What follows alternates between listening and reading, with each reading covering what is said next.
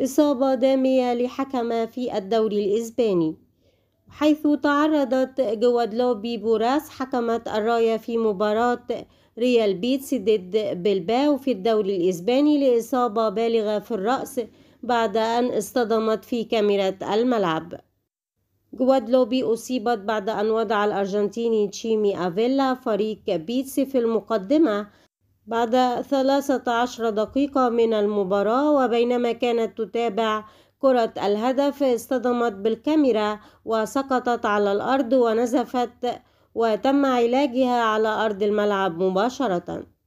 واضطر الحكم الذي يدير المباراة إلى استبدال جوادلوبي بالحكم الرابع للمباراة.